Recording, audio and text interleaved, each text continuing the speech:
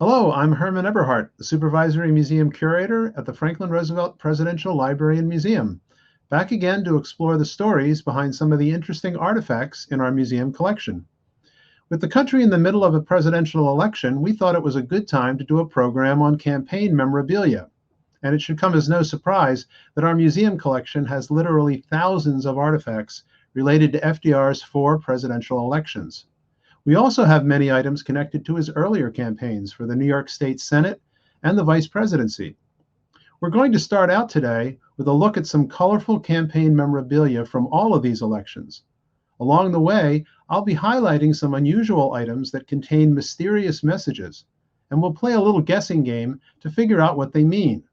Then we'll wrap things up at the end with a visit to the museum processing room, where I'll give you a close-up look at some truly unique political artifacts.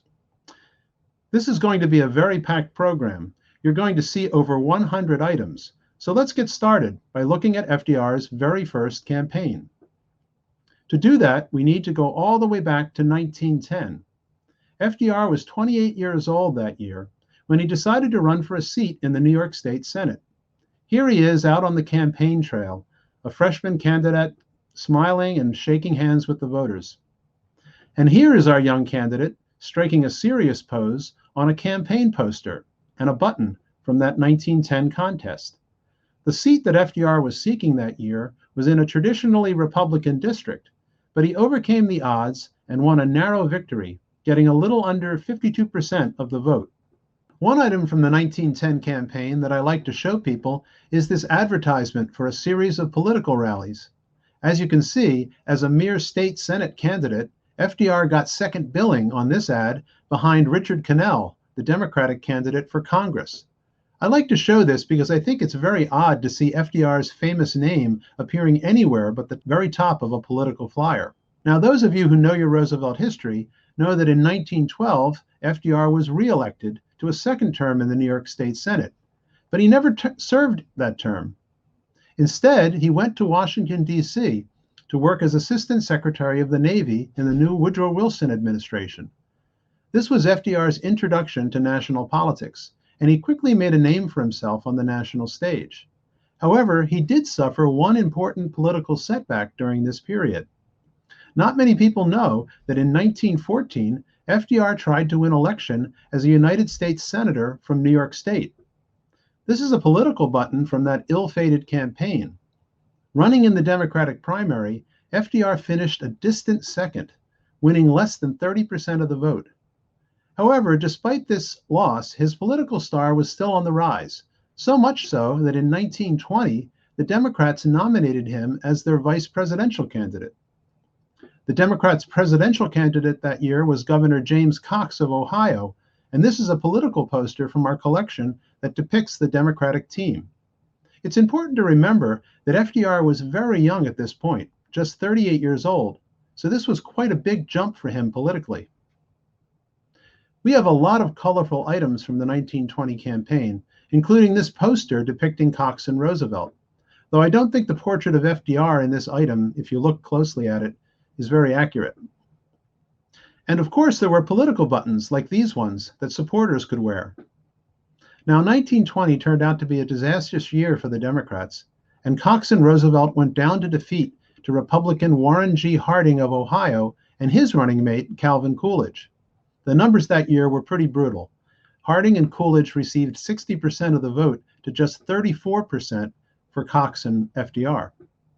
Despite this loss, FDR was still viewed as a rising star in the National Democratic Party and a future presidential candidate. However, just 1 year after running for vice president, Roosevelt was stricken with polio and permanently paralyzed from the waist down. And as many of you know, he retreated from political office for most of the 1920s. But in 1928, he returned to the political hustings, running for governor of New York. 1928 was another difficult year for the Democrats nationally. Republican Herbert Hoover soundly defeated Democratic presidential candidate Al Smith, but FDR was victorious in the New York gubernatorial race. Now, Roosevelt just squeaked to victory in 1928, winning by just half a percentage point. But when he ran for re-election in 1930, he carried the state by a much bigger margin. and that victory made him one of the frontrunners for the Democratic presidential nomination in 1932. And that brings us to our main event, FDR's 4 campaigns for the presidency. These were national campaigns, and consequently, we have a much bigger variety of campaign memorabilia in our collection for each of them. Let's begin with 1932. The sitting president that year was Republican Herbert Hoover, and as the country entered the 3rd year of the Great Depression, his popularity was sinking fast. Here are some Republican campaign buttons from 1932. Unfortunately for Hoover, the public didn't have much confidence that his re-election would speed economic recovery, as the button on the right puts it. The Republicans also used a better safe than sorry approach with these 2 buttons, asking people to play it safe by sticking with Hoover. Now, on the Democratic side, I want to begin by showing you the very first political button issued by the Roosevelt campaign in 1932. And here it is. This button was produced by the Friends of Franklin Roosevelt, a support group created when FDR was just one of several major candidates vying for his party's presidential nomination. Now, once Roosevelt received the Democratic Party nomination, a wide variety of campaign items began to circulate. These are 2 of the more popular campaign posters featuring the nominee. This is a more unusual one, linking the candidate with 2 revered presidents. Of course, Republicans could argue that Democrat FDR had no business putting Republican Abraham Lincoln into his campaign materials. And of course, there were lots of campaign buttons, like this one featuring FDR and his running mate, John Nance Garner of Texas. Garner had been one of Roosevelt's rivals for the presidential nomination, and as sometimes happens in politics, he traded his support for a place as FDR's vice presidential candidate. Some of the more unusual buttons and pins from the 1932 campaign played on FDR's name, tying it to the image of a rose. Now, if just wearing an FDR button wasn't enough for die-hard Democrats, they could also sport one of these campaign ties. The one on the left features the title of FDR's official campaign song, "Happy Days Are Here Again." The Great Depression was featured in a lot of Democratic campaign ephemera in 1932. A common image was the Democratic donkey giving a firm kick to the Depression, as you can see in these 2 buttons. Some of these items even had moving parts. If you pull on the string attached to this donkey's mouth, his hind leg rises up to give a kick to the seated figure that's labeled Old Man Depression. This particular kicking donkey campaign item is my favorite. If you pull down the blue tab on the left, the donkey kicks Old Man Depression in the chest. And here you can see the item in motion. Another important issue the Democrats played up in 1932 was their promise to repeal prohibition. That theme was reflected in buttons like this one, and everyone knew what the single word repeal stood for in 1932. These are 2 of my favorite prohibition-themed items. The license plate on the left features FDR and Garner flanking a mug of beer. No further explanation needed there. And the pin on the right depicts Roosevelt's head floating on the foam at the top of a beer mug. There's nothing subtle about these things. Campaigns always come up with odd products to plug their candidate. Here are a couple from 1932. On the left is a Democratic donkey-themed boot jack. I'm not sure what supporters were supposed to do with the colorful Roosevelt feathers. Maybe put them on their hat? Any guesses on what these 2 metal items are? Well, you would attach them to the grill of your car to show your support for the Democrats and FDR as you drove around town.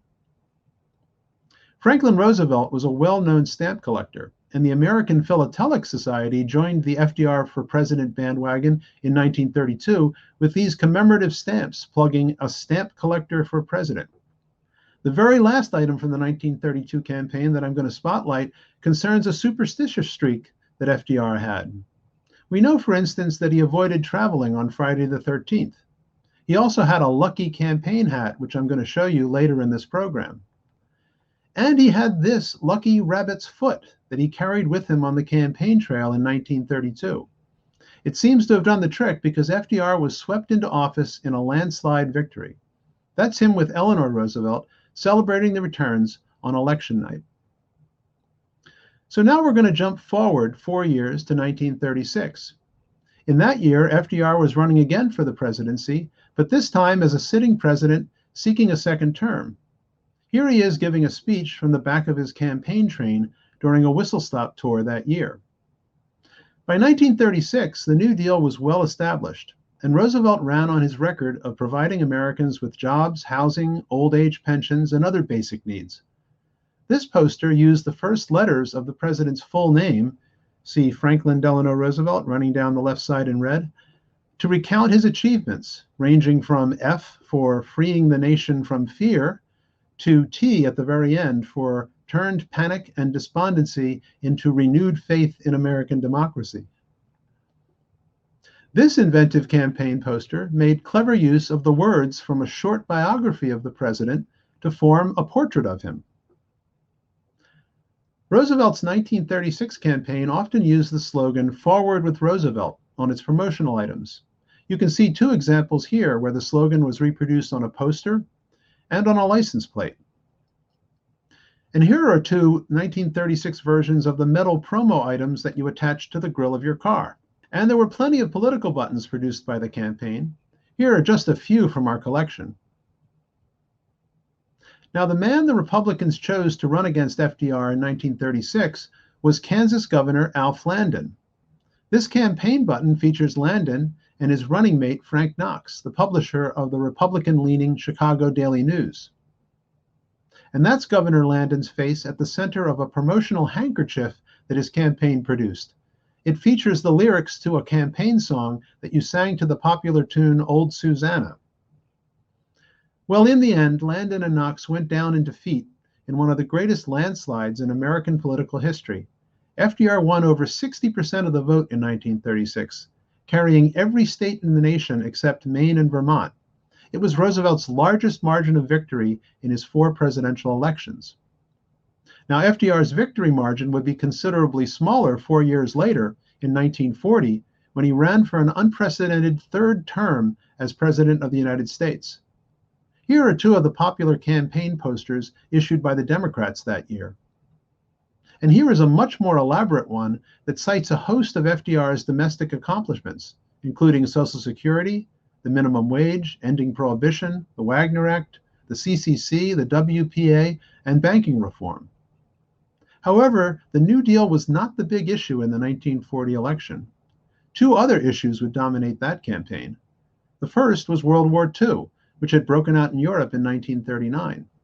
At the bottom of this poster, the campaign mentions FDR's program of, quote, national defense for peace, end quote. In 1940, the president was pursuing a major military buildup in case America was attacked. But Republicans charged that he was actively planning to pull the country into the World War. The second big issue of the 1940 campaign was the very fact that FDR was even running for a 3rd term. No previous president, going all the way back to George Washington, had ever served more than 2 terms in office, and Roosevelt's critics argued that he was trying to make himself a dictator, a president for life. In a moment, I'm going to show you some of the visual attacks these critics made on FDR. But before we move on, I want to point out one more detail about the poster that we have up on screen. Note that FDR has a new running mate. John Nance Garner left the ticket after serving 2 terms as vice president, and he was replaced by Henry Wallace, who had been serving as FDR's Secretary of Agriculture.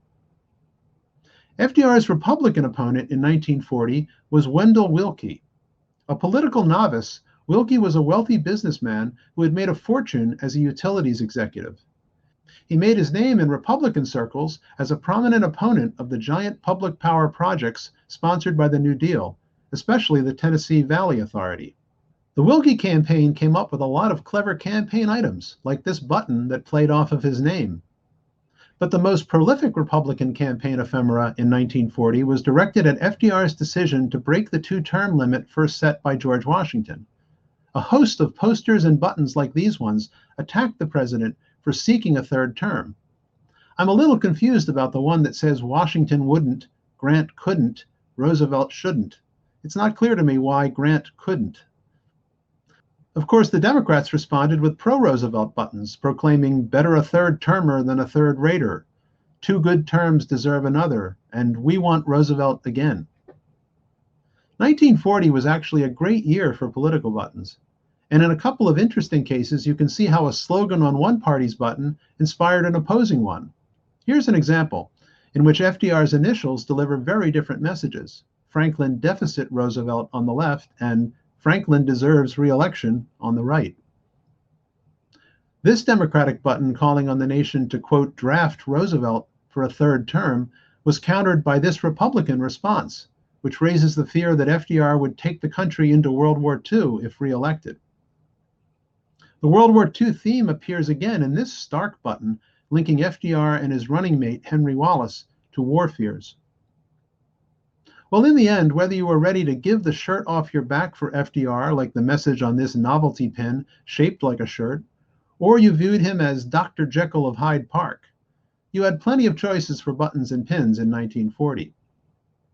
Well, on November 5th, 1940, FDR achieved something never before done in American politics. He was elected to a third term as president. It's also something that will never happen again because in 1951, the nation ratified the 22nd Amendment to the Constitution. It limits presidents to no more than 2 terms. Now, before we leave 1940 and move on to FDR's last political campaign, I have to show you this amusing novelty item from the 1940 election. This button was billed as the salesman's safety pin.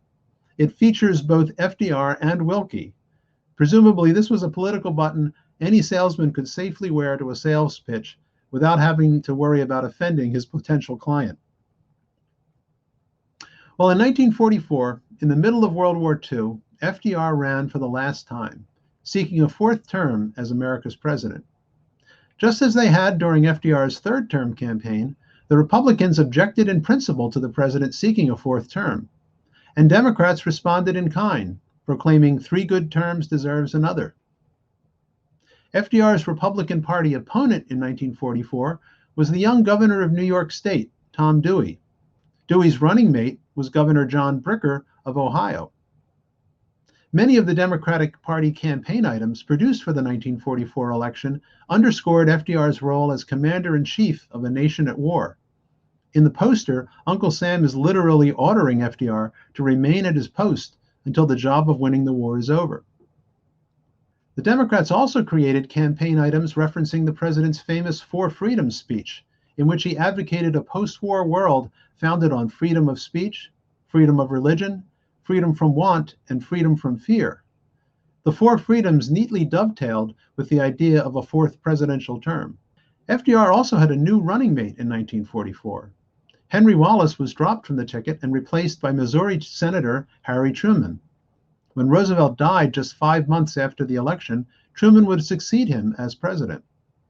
A final theme I want to highlight about the campaign memorabilia from 1944 is the striking role that labor unions played in the election. By 1944, organized labor had grown into a major economic force, with help from the New Deal's labor legislation. And union members had become a big part of FDR's New Deal coalition. The Congress of Industrial Organizations, or CIO, established a powerful political action committee in 1944 that worked hard to register voters and turn them out to support the president's re-election. This poster is typical of ones produced by the CIO's PAC. It solicits donations to, quote, elect a man you can't afford to lose. Here's another poster put out by the CIO's PAC. The 1A that appears prominently in this poster refers to the highest classification someone could have to be drafted into the military. Well, as these buttons indicate, FDR triumphed again in 1944, becoming the only president in our history to win 4 presidential elections. So we have now taken a tour of all of FDR's political campaigns, and in a moment we're going to leave my office here at the Roosevelt Library and head over to the museum's processing room to get an up-close view of several very unusual campaign-related items. But before we do that, I promised you earlier in this program that we would play a little guessing game about some mysterious political buttons in the museum's collection. Now, political buttons, by necessity, have to convey their messages quickly and simply. But when we look at some of these buttons 75 years later, their original meanings are not always clear to a modern audience. Let me show you. Let's start with this button from the 1936 campaign. Most people back in 1936 would have known at a quick glance the identity of this candidate, and also why he's pictured inside a sunflower. So who is he? Don't know the answer? Well, I'll give you a hint. Here's another version of the button that includes the candidate's name. So now we know that this is Alf Landon, FDR's opponent in the 1936 election. But why is he appearing inside a sunflower?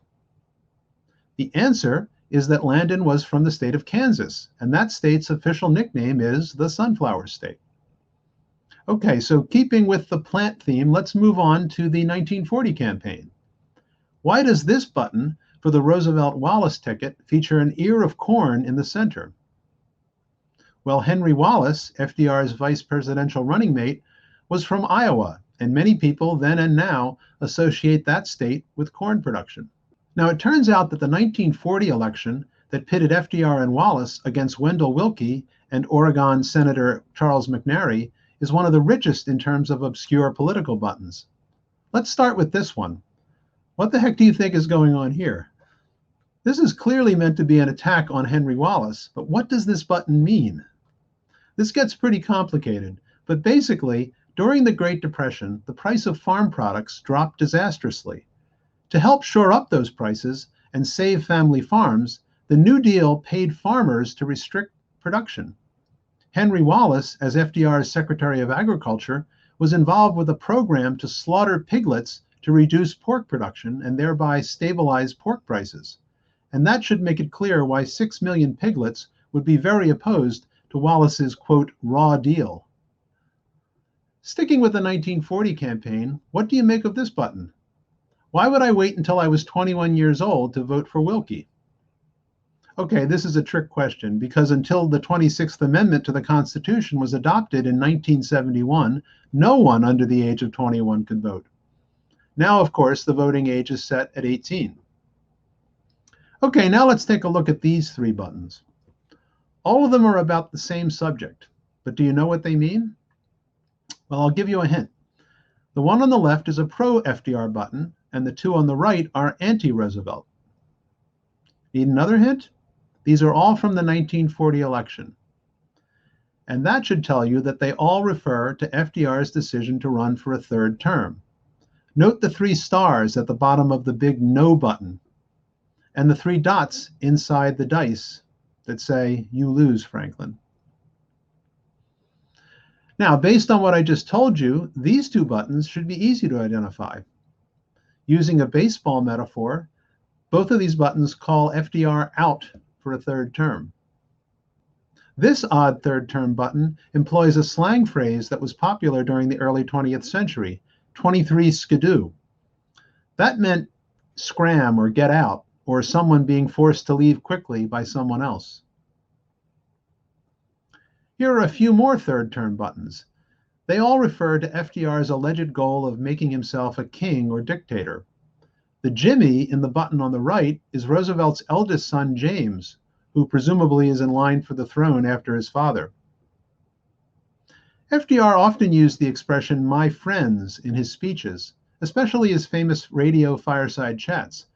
The Republicans made use of this familiar Rooseveltian expression on this button. Eleanor Roosevelt was also the target of Republican attacks in 1940. The button on the left refers to Mrs. Roosevelt's nationally syndicated newspaper column titled My Day. The one on the right contrasts an hour with Edith Willkie with a day with Eleanor. Here's one more anti-Eleanor button. But what does no soap mean? Don't know the answer? Well, no soap was a common expression in the 1930s, meaning no way, no chance, or certainly not. As we've seen, the Republicans attacked the First Lady and FDR's family during the 1940 campaign. These are two more examples. What do you think these two buttons refer to? Well, in 1940, FDR's son Elliot applied for a commission as a captain in the Army Air Corps. When he got the promotion, Republicans cried nepotism, even though General Henry Hap Arnold, chief of the Air Corps, asserted that there was no outside pressure involved with the commission. I should note, by the way, that Elliot Roosevelt went on to serve with great distinction in the Army Air Corps during World War II, earning the Distinguished Flying Cross for his valor. Now here's a button that New Yorkers should appreciate. Yes, the East Side, West Side reference is to New York City, But what does the brown derby hat refer to? Well, let me decode this one for you. In 1940, a number of prominent Democrats endorsed Republican Wendell Willkie for president. Among them was Al Smith, the Democrats' presidential candidate back in 1928. Smith was a native New Yorker, and his campaign theme song in 1928 was The Sidewalks of New York, which includes the line, East Side, West Side, all around the town. Smith was also known for wearing a brown derby hat, and that hat became a symbol for his 1928 campaign. So this is all a long-winded way of saying that this button underscored that Democrat Al Smith was supporting the Republican ticket in 1940. Now, who do you think that Joe is on this Willkie button? Most people in 1940 would have known instantly that Joe referred to Joe Louis, the famous world champion boxer. Louis was a prominent supporter of Willkie, who advocated advanced positions on African American civil rights during the campaign. Okay, anyone want to know what spinach is spinach means? And why would you put that on a Willkie button?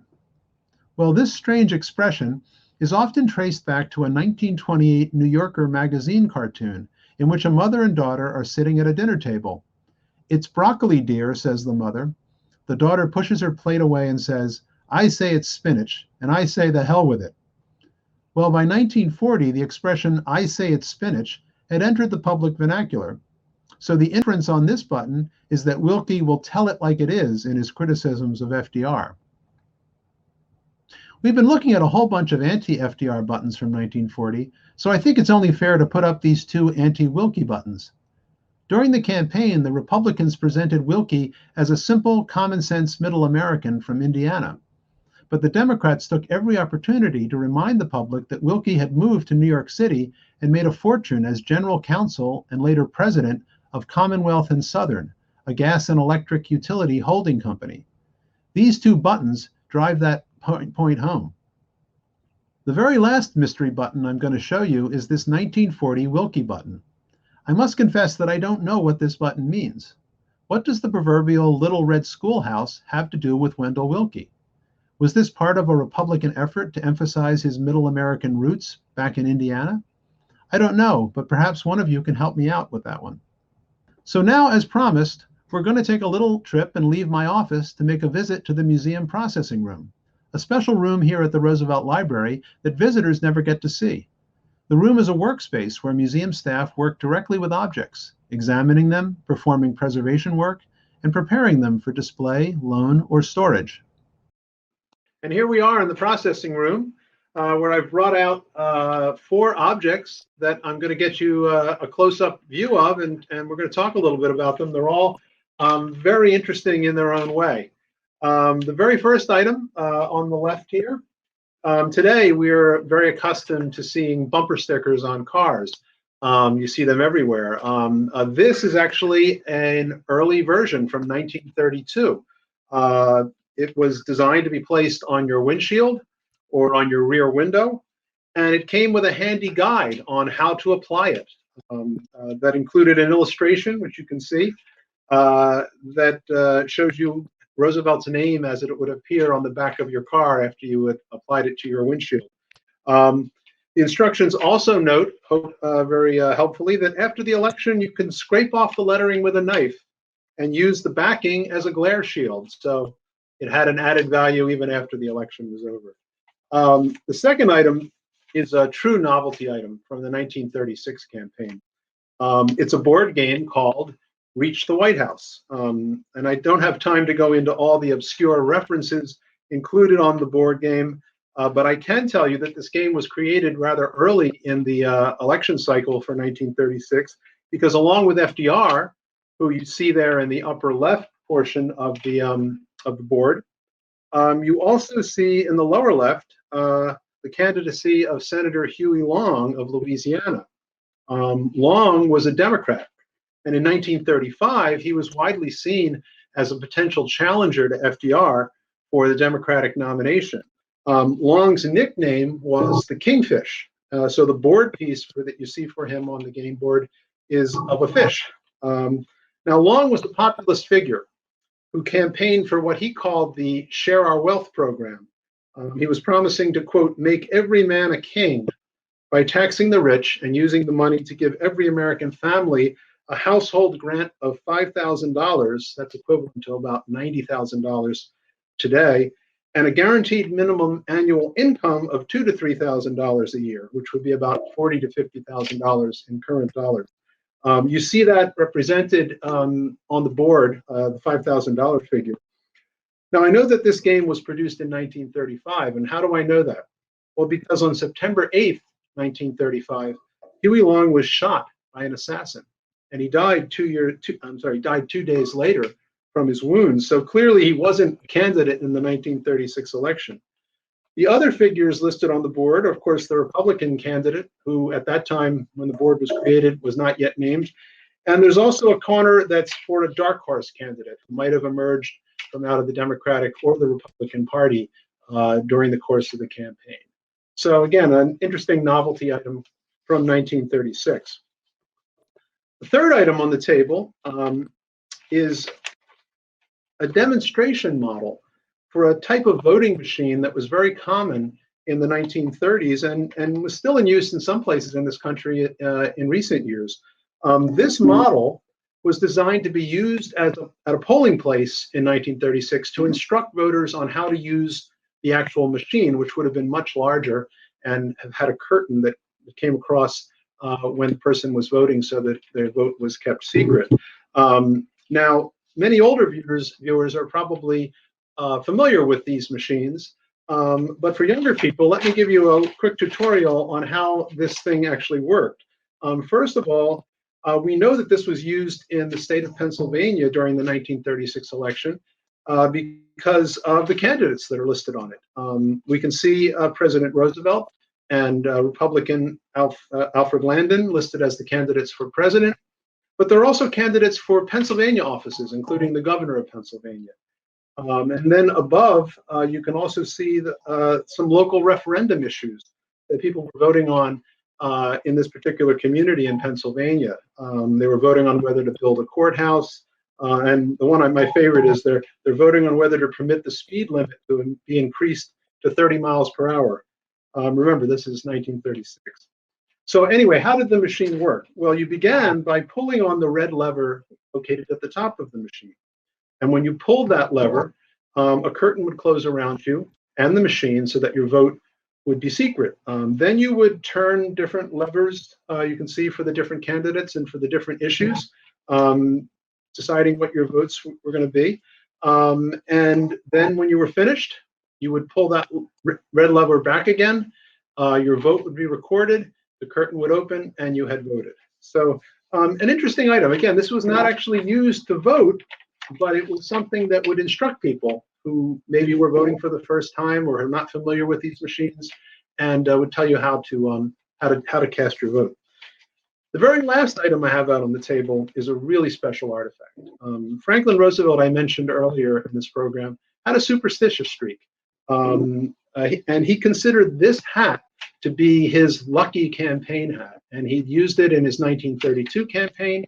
He used it again in his 1936 campaign, and then again in 1940.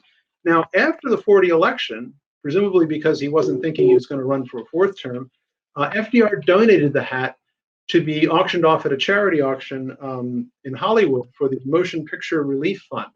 And two Hollywood stars, Edward G. Robinson and Melvyn Douglas, jointly purchased it for $3,200, which is roughly $60,000 in today's money. But then, of course, FDR decides in 1944 that he's going to run for a fourth term. And fortunately, because Robinson and Douglas were fans of FDR, they gave him the hat back. And Roosevelt then used it throughout the 1944 campaign as well, and then donated it to the Roosevelt Library. And that's why we have it here today. And I think that's an appropriate note on which to end this program. I hope you've enjoyed this journey through some of the highlights of our Roosevelt election memorabilia. And I'll be back again soon to talk about the stories behind other interesting artifacts from the museum collection.